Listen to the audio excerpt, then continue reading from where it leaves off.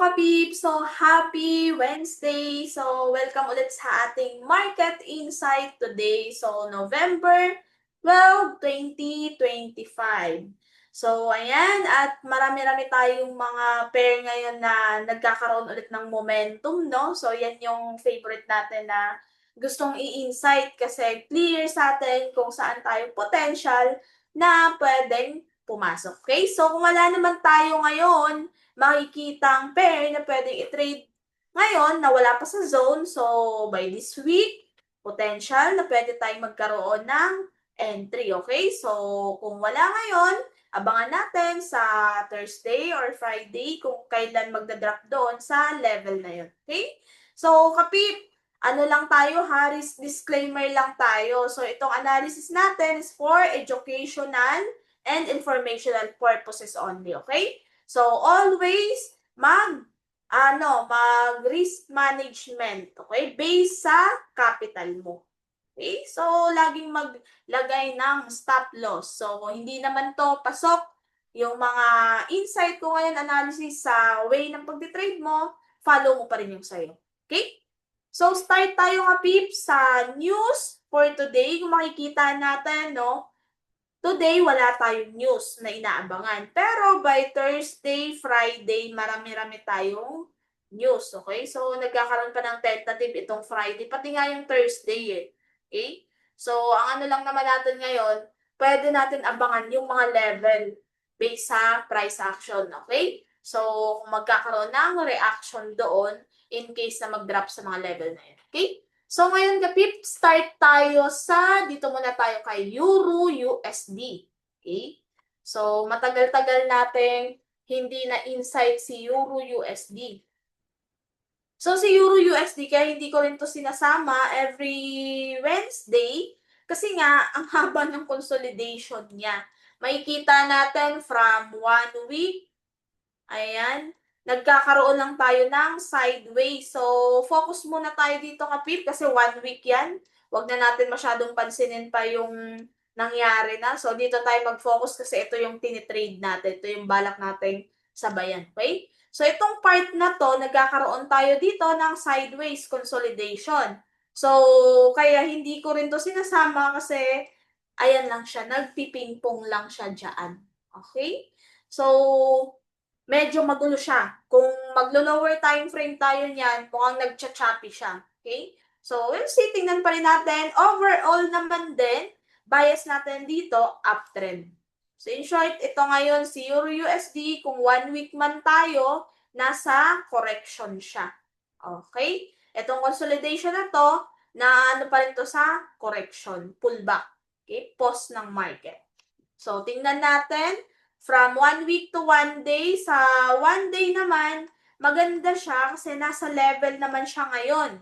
Okay? Nasa level siya ng support level ng 1 day. Makikita natin. And then, last volume for 1 day, ito. Okay? So, clear dito, nagkakaroon tayo ng uptrend, no? So nga lang, sa part na to, nagkaroon tayo ng sa 1 week consolidation, sa 1 day, nagkaroon tayo ng ranging. Okay? So, makikita natin yung nangyayari ngayon sa 1 day, nasa ranging tayo. Okay? So, ito yung nilalaro natin ngayon dahil nga nasa support level siya. Makikita natin, meron tayo ditong first, nag-drop siya, confirmation. Then, ngayon, hindi pa siya totally na masasabi natin volume na to ng buyers na pwede na ulit i-test itong resistance. So, we'll see, tingnan natin kung magbibigay to ng reversal sa 1 hour. Okay? Resistance. Pero itong maliit na galaw na yan, for sure, nagkakaroon na yan ng higher high, higher low sa 1 hour. So, check pa rin natin kung may opportunity para i-trade yung level na yan. So, overall, bias natin kay Euro USD, long pa rin. Pero careful lang tayo guys kasi nasa consolidation pa rin talaga siya. Okay? So, kung i-feed naman natin tong sa bias natin from impulse, kasi ito, impulse, tapos ito nagkaroon ng sideways move. 0.5 naman yan, yung nire-reject niya ngayon, yung paulit-ulit niyang tinitest. Then, dito, 0.6, nagkaroon ng confirmation. So, we'll see, tingnan natin kung mag-play ito as long position. So, from 1 day, punta tayo sa mas lower time frame. Abangan natin kung magkakaroon tayo ng entry. Ayan, start tayo for 4-hour time frame, tapos baba tayo mamaya ng 1 hour. Okay? So, sa 4-hour time frame, no, hindi pa siya nag-align sa mismong bias natin. Bakit? Downtrend pa rin talaga siya. Okay? Makikita natin to. Ito yung last na inakyatan niya na paulit-ulit na re-reject. Okay? Then, nagkaroon tayo ng volume dito. Ito yung volume natin. Volume. So, sa 4-hour, nasan ngayon? Potential for correction. Pero based on price action, medyo malalaki na yung bullish candle niya. Okay? So, kung bababaan natin ang time frame to, for sure, nagkikreate na to ng higher high, initial higher high, and higher low. Pero sa 4-hour, dahil may volume pa rin dito, okay? So, nasa downtrend pa rin talaga tayo. So, ano tayo dito? Lagay tayo ng mga zone. So, yung pwede nating isupport zone. Para pwede natin abangan sa 1 hour kung magkakaroon ba tayo ng rejection dyan at potential ba na magbibigay ng position sa level na yan. Okay? Ayan. So, ngayon, nasa correction pa rin tayo. Pero we'll see, tingnan natin kung magpo-potential bang magre-reverse na yan. Okay? So, sa 4 hour, ito yung clear kung magre-reverse na siya and pwede nang pumunta ulit sa resistance level kasi nga nasa sideways nga tayo. So, ito yung resistance natin. Then, drop tayo, baba tayo ng time frame in case na meron tayong oobserbahan na zone para magkaroon tayo ng long position. Kasi overall naman din talaga ang bias natin dito sa higher time frame, long position. Okay? So, wala tayong ibang hahanapin kundi long position kung magbibigay dito sa zone na to. Okay? So, tingnan natin, makikita natin no, sa 1 hour from downtrend. Ayan, haba ng ano niya. Then, to ngayon, potential for reversal. So, take note kapip, pwede natin i-align to sa mas higher time frame. Okay? Kasi baka biglang hindi na pala ituloy yung yung consolidation sa 1 week time frame. Pwedeng i-break niya na yan, yung level na yan. And sa bias time frame natin, potential kasi na pwedeng i-test ulit itong level ng next zone natin, next support zone. Okay? Ayan. So, connect lang natin siya sa higher time frame. So, sa ngayon, focus lang muna tayo sa mga day trader. Focus lang muna tayo sa volume na to. Makikita natin ito, volume. Ito kasi is minor lang na pullback. So, ito yung naging major sa 1 hour. Okay? So, ito yung pullback natin. So, tingnan natin kung magbibigay ulit siya ng impulse. So, nasa ngayon yung price? Nasa correction. Okay? Ayan. Ito yung nilalaro niya ngayon. Nag-aakto na pullback dito sa volume na to. Okay? So, ang pwede nating level na pwede nating abangan ngayon, if magkakaroon siya ng drop dito. Yan. So, ito yung support level natin. Yan.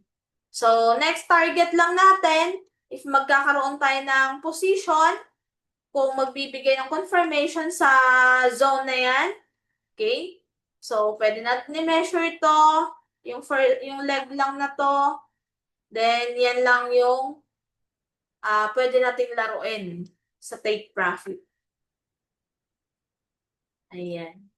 So, for sure, kung in case man magkakaroon tayo ng position dito, ng long, sa part na yan, saan ko ipi-place yung invalidation level ko. So, invalidation level ko is ito. Yung aggressive bullish candle. Tapos, volume, minor pullback. So, medyo, na yan, sagad na yung natin, SL natin. Ayan. So, ito lang. Yan. Tapos, pasok to sa 1:2. Ayan. So, in case na mag-drop dito, magkakaroon ng confirmation. So, potential, pwede tayo maghanap ng long position dito. Kasi bakit? Volume. Tapos ngayon nag-a-act as correction. Okay? So, next, ano ba yung kung magkakaroon man ng reversal dito sa Euro-USD, so magbibigay yan ng another impulse ulit, volume ulit. Okay? So, well, see, tingnan natin kung magdadrop pa siya dito sa zone na yan. Okay? Dahil nga medyo nagkakaroon na ng volume dito. Ito. Kasi kung mas bababaan pa natin yan na yan. Hindi pa siya totally na break, pero medyo nagkakaroon na tayo ng volume dito. So, in case man na hindi na siya babalik dyan, so, pwede, pag once na nag-volume ulit, abangan natin yung next correction kasi may room for take profit pa naman if itutuloy niya itong consolidation at nag-a-act pa rin to as impulse correction. Okay? Volume then pullback. Okay?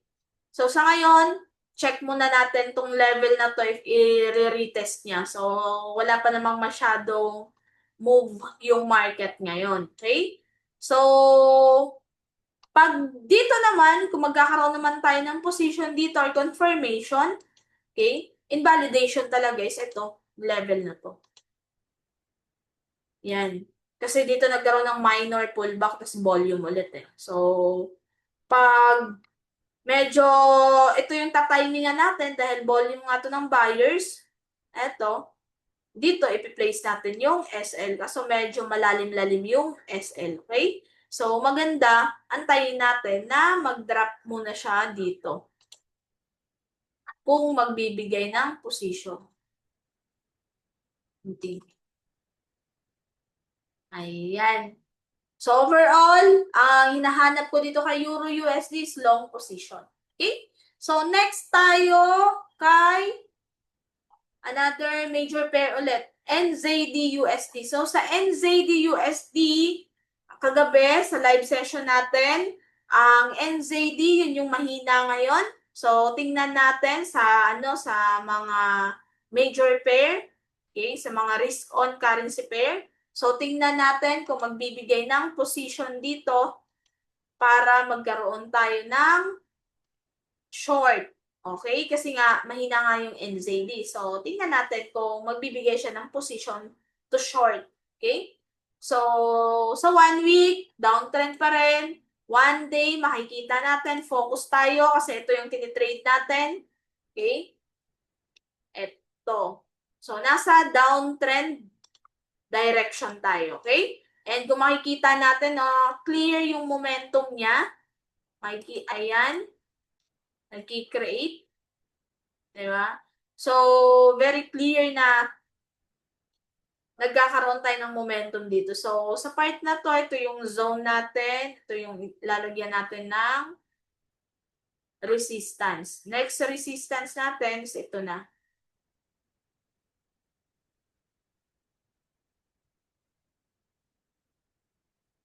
Ayan, mas baba tayo ng time frame. Ayan.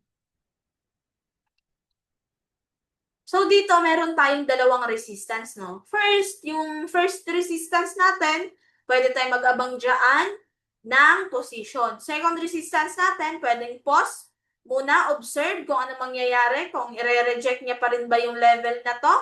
Okay? So, ito na yung pwedeng last na natin na magre-reverse ba? Kasi mai-invalid niya yung na to, volume na to. Okay? Or magbibigay pa ulit ng another rejection dito. Sa ngayon, dahil ito yung volume, nasa pullback siya ngayon, so magandang position, antayin nito na i-test before continue. Ayan.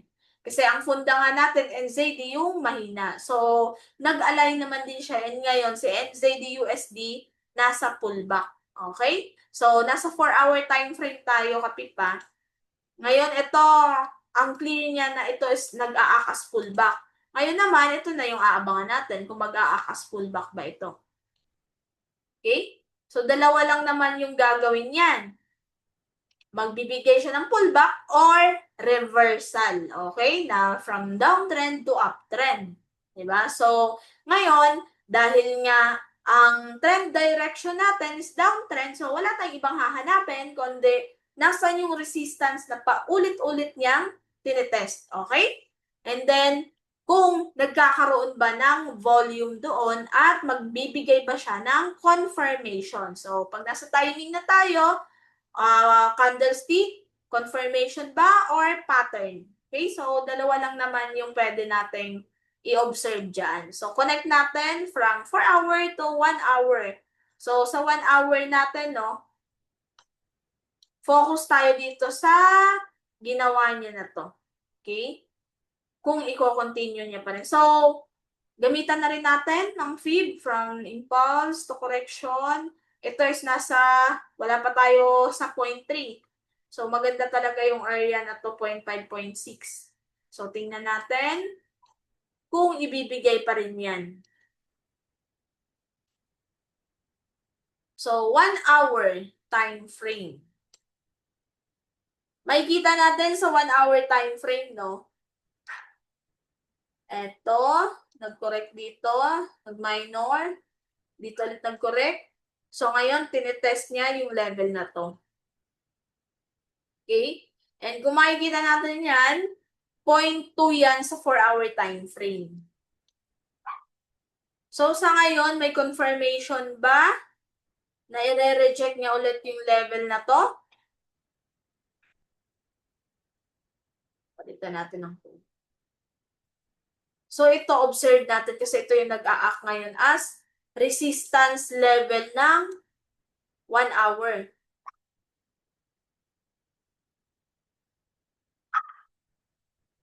Ayan.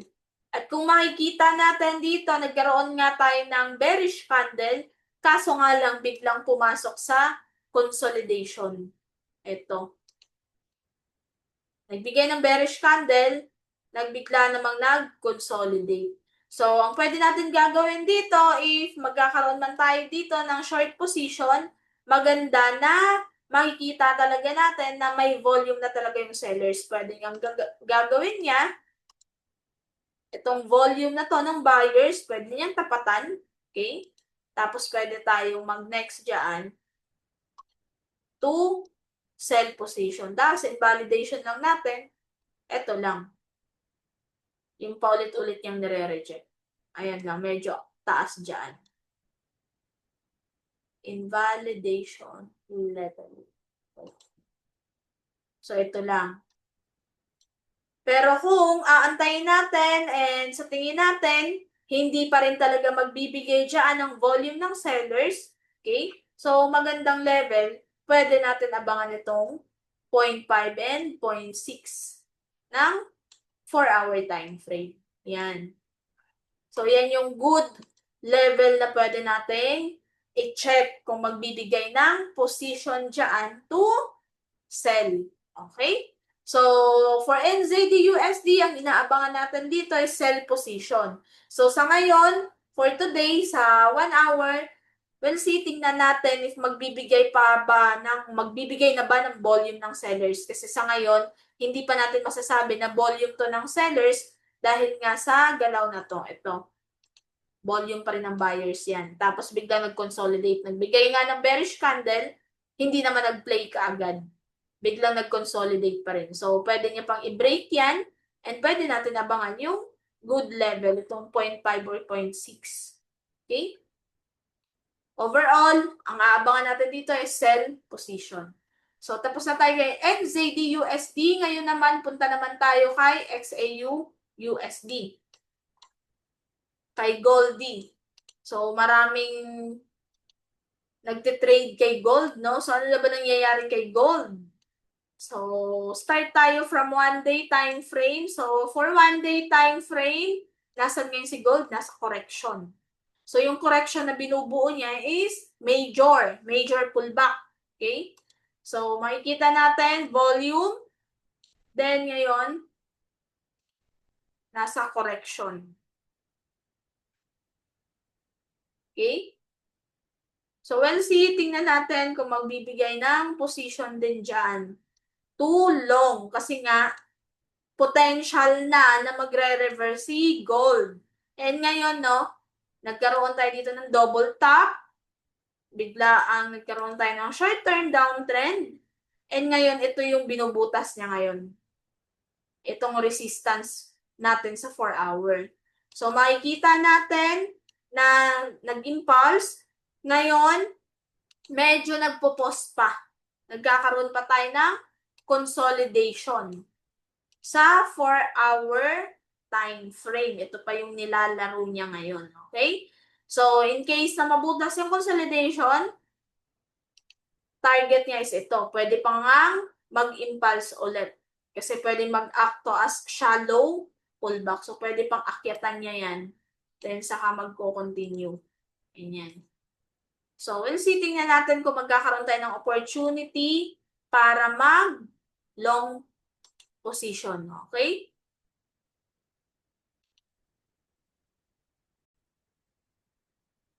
Ayan. So, makikita natin dito kay Gold Gapit, no, nasa consolidation pa rin siya. Connect natin siya sa 1-hour time frame.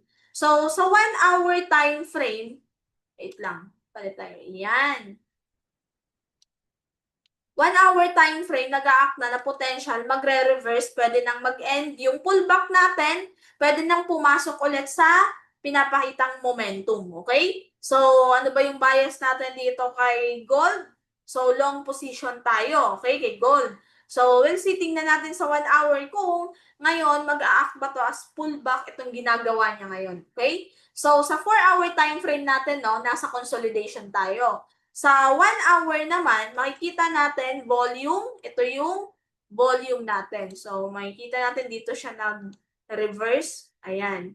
Then, ngayon, nasan tayo ngayon? Nag-a-acto as pullback sa 1 hour, okay? So, makikita natin na ito yung break niyang level. So, potential, pwede niyang i-test itong level na to. So, potential, pero expect natin na pag nagre-reverse pa, mas nag-focus siya sa momentum, okay? So, ngayon, tingnan natin kung magbibigay ba siya ng retest dito sa level na to or magkakaroon lang tayo ng shallow pullback.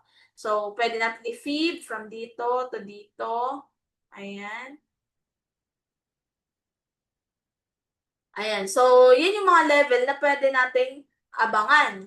Kung magkakaroon ba tayo ng retest sa level na to, 0.3, para mag-continue yung uptrend, or itong 0.5, 0.6. Yan.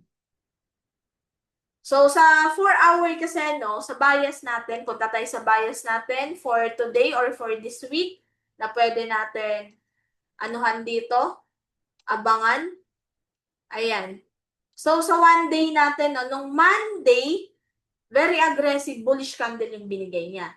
Nasundan, kahapon nag-end tayo ng indecision candle. So, ngayon, ito yung question ngayon. Potential ba na i-reject yung resistance na yan? Okay? I-invalid niya yung bullish candle or another bullish candle yung ibibigay niya. So, kung today, magkakaroon tayo ng indecision candle, so wait natin bukas. Okay? Kung magbibigay and mag-a-act ba to as pullback itong ginagawa niya. Okay? So, pag nasa pullback na kasi, observe natin kung yung base sa price action, pang pullback ba talaga siya.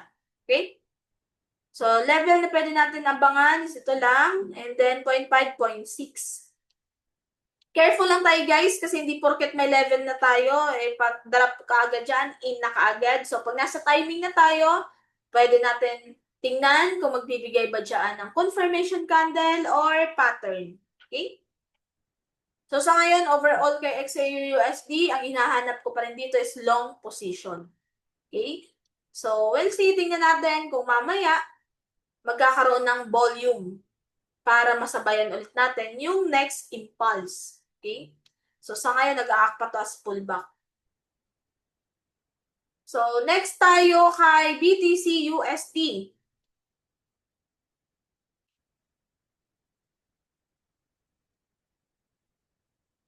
Bitcoin. So, for Bitcoin, makikita natin, no,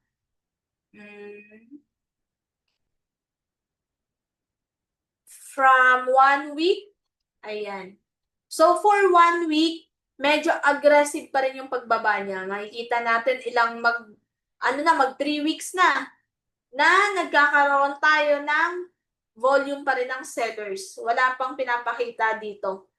Okay? Na pwede nang mag-long position. Pero sa level na to, ito yung naging support natin. Nasaan yung next na support level natin? Ito. Ayan.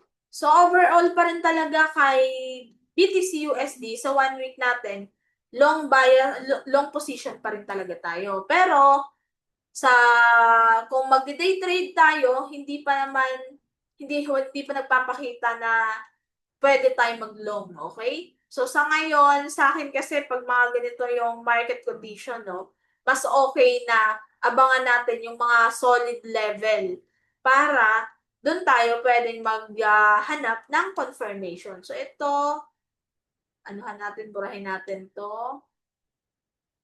Yan.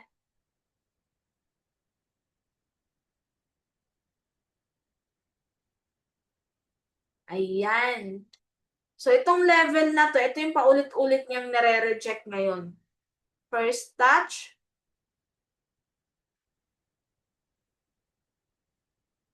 Yan. Sa volume. Ngayon, andito ulit siya sa level na to. So, ano lang natin, Kapip, observe lang natin kasi for 1 week, bearish candle pa rin talaga yung binigay niya. Okay? Sa ngayon, pullback pa rin talaga si BTC-USD. Hindi pa siya tapos hindi pa tapos yung pullback. Wala pang pumapasok na volume ng buyers. Okay? So, ang hahanapin natin dito sa lower time frame, expect natin kung maglo-long position man tayo, dapat nagkakaroon na tayo ng change of character na bibigay na siya ng initial high and low, tapos clear na sa atin na volume talaga yun ng buyers na yung pumapasok. Okay? So, connect natin from 1-day bias to 4-hour. Okay? Kung magbibigay ba ng position. Ayan, nakikita natin. Sa 4-hour, kahit yung EMA pointing down pa rin. So, malakas pa rin talaga yung sellers. And sa volume na to, based sa price action, sellers pa rin talaga yung may control. Okay? So, kung maglalagay man tayo dyan, magkakaroon man tayo ng long position, maganda, magpapakita siya ng volume, invalidation nito.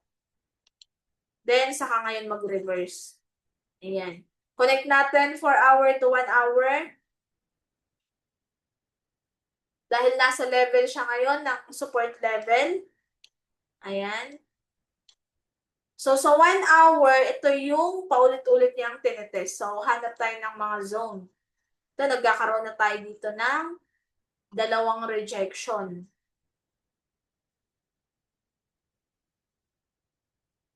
Next, ito. Nasa yung next zone natin, flat natin yung mga level. Ito yung resistance naman natin. Ay, yan yung nakuha ko. Ito naman yung resistance level natin. So, hindi ko na inano tong gitna sa 1 hour kasi nga medyo nagkakaroon tayo dito ng volume. Tapos, invalidation. Na-invalid ulit yung volume na to. Volume to volume.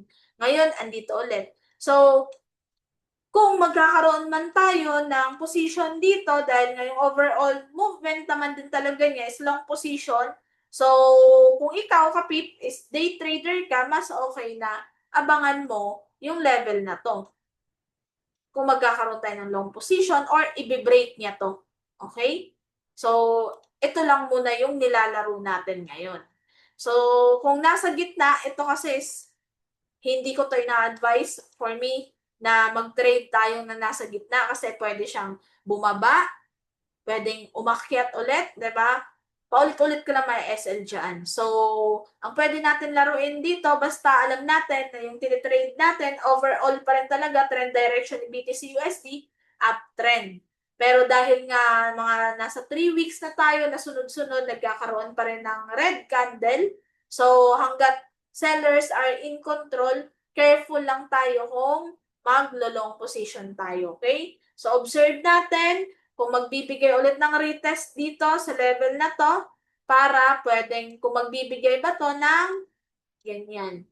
Double bottom before mag-reverse. Okay? So, yan yung maganda na pwede natin abangan itong level na to. Okay? Magkakaroon man ng retest dito for me sa BTC-USD, yung mga major zone lang talaga yung pwede nating abangan kasi masakit-sakit trend and masakit sa utak kamo na i-trade pag nasa gitna. Okay? Pag nasa gitna tayo nagtitrade. So, ano lang tayo, habaan natin yung pasensya. And kung wala naman talaga pang binibigay si BTC-USD, di dun muna tayo sa mga nagpapakita ng momentum, di ba? Kasi hindi pa maano, baga namamanage or nalalagay pa natin na maayos yung SL natin. Okay? So, last natin dito before pala tayo umalis dito sa BTC-USD, so ngayon, observe lang natin kung magbibigay ng long position. So sa akin, observe natin tong support level na to. Pero kung wala pa rin, pwedeng ma-break niya yan and pwedeng yung next zone na to. Okay? So pwede natin laruin yung short-term downtrend. Pero as long as hindi niya nabibreak itong level na to, so ito pa rin yung pwede nating laruin too long. Okay? So sa part na to, no, trade muna tayo, neutral muna tayo kay BTC-USD hanggat hindi niya tinetest ulit yung level na. Okay?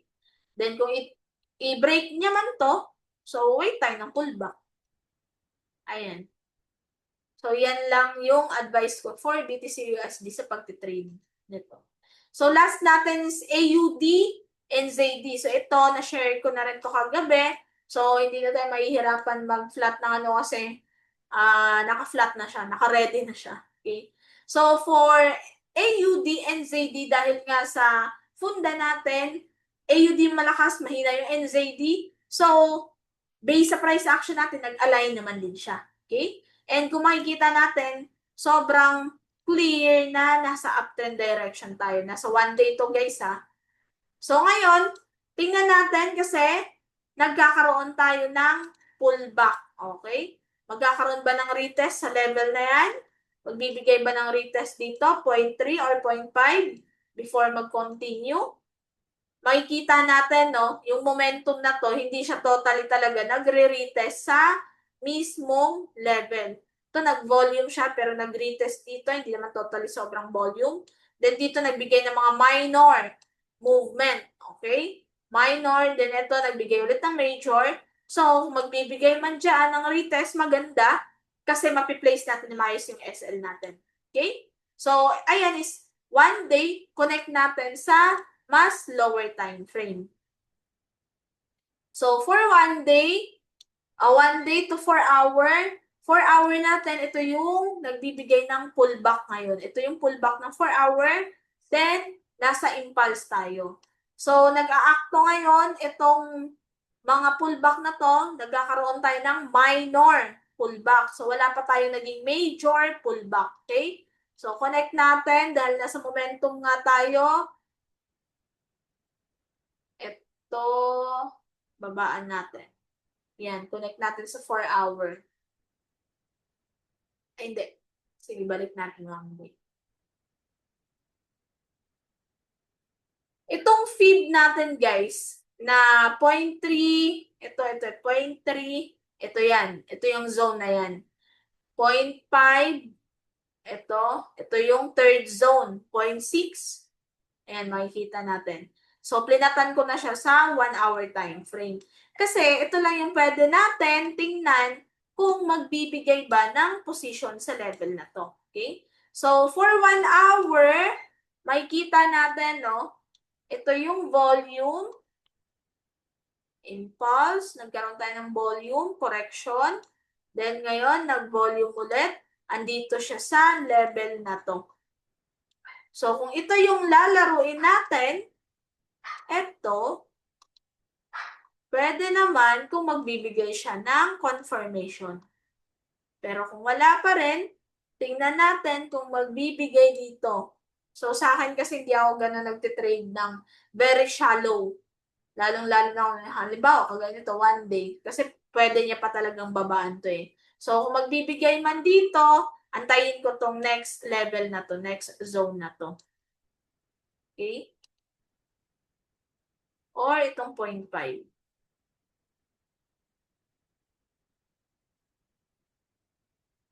So we'll see.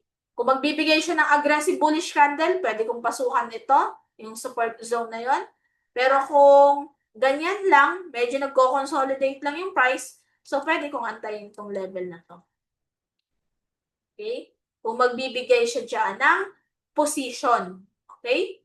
Connect natin 4 hour. Kasi sa 4 hour, pwede na siyang magbigay ulit ng another major pullback. So, ito kasi nag-a-act pa to ngayon as minor pullback. Ito yung major pullback niya, guys. So, medyo malaki-laki. So, kung bababaan niya man tong next level na to, mag-a-act to as major pullback. So, magandang level na pwede natin abangan. Ayan. Wala pa rin, hindi pa pumapasok dyan yung volume at hindi naman nagbibigay ng mga confirmation. Ito yung magandang area. So, ito yung ano ko talaga. Pwede kong pasukan na. Pag once na pumunta dyan, magbibigay ng magandang confirmation. Okay? So, sa ngayon, ano muna tayo kay AUD and ZD? Makikita natin, wala tayong, sige nga, filter, AUD and ZD. Ayan, so today wala. Bukas Thursday meron. May news ng Thursday. Unemployment. 8:30 a.m. So, tingnan natin kung magbibigay ba dito ng break sa support zone na yan. Ito yung pwede nating abangan. Okay? Itong level na to, ayan, medyo malaki-laking galaw na yun sa one day pullback. Wala pa rin. So, ito, dito natin aabangan yung zone na yan. Yan yung good level na pwede natin abangan para magkaroon tayo ng long position. Okay? So, ayun lang guys for today. And see you sa next week natin, no? Na live session, market insight. Okay? So, ikaw, kung ano man yung pair na check mo, pwede mong i-comment down below para pwede rin natin sa susunod, pwede rin natin mabigyan ng insight. Okay? Kung yun man yung favorite currency pair mo. Okay? And kung ikaw man ay gusto ring mag-join sa Pinoy's in Profit, comment ka lang or message ka lang sa Facebook page namin. So, meron pala tayo every week live session. Kasama natin sila Coach Janet, si Coach Limuel at yung mga studentang Pinoy's in Profit. Okay? So, see you inside guys kung gusto mong